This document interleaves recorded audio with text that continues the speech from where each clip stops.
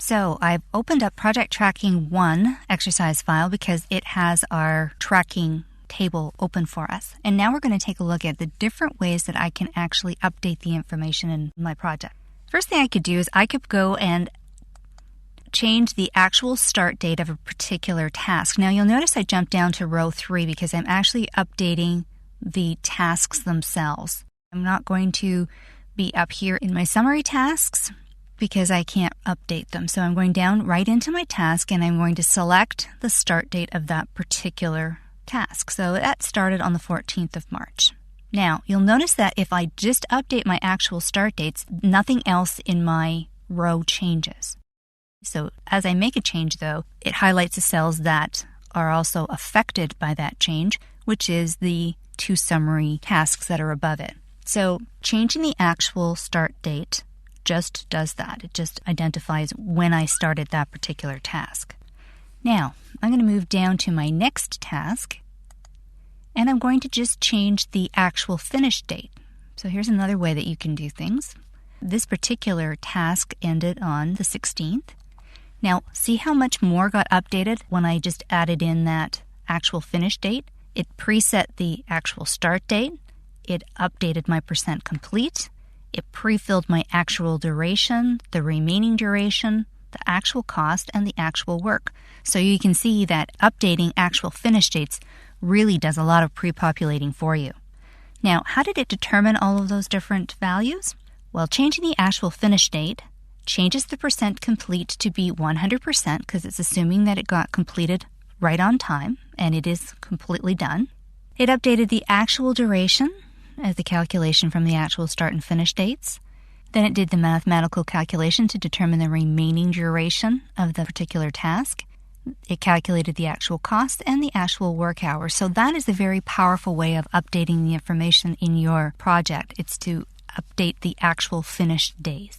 Now you could also update the percent complete. So let's go down to the next task and just update that percent complete.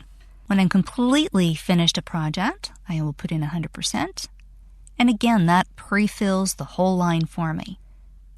I could do interim updates to say that that's 50% done, and it will fill in the appropriate information. So again, percent complete updates are easy ways for you as the project manager to get the information into the system. You could update the actual duration. Again, that updates everything. The remaining duration. That just updates your remaining duration column. Doesn't update the whole list. Notice I've selected the actual cost in my next task to make a change to. And if I try typing with my keyboard, I'm not allowed to edit any of that. Well, that's an option that I turned on not to allow actual cost to be manipulated on the worksheet itself. That is something that if you went back up to Tools and Options, you could adjust that setting so that you could change your actual costs if you want. You can change actual work. Let me put in 16 for the number of hours I actually spent on that. And that again updates your whole row.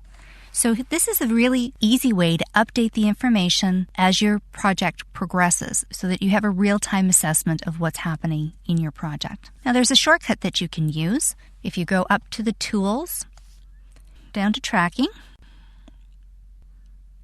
and Update Project, you can set a bunch of projects complete through to a particular time. So I want to update the work as complete to set to 100% as of the 16th of March.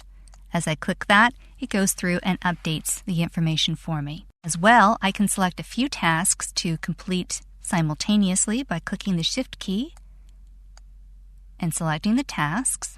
Go down a few more even.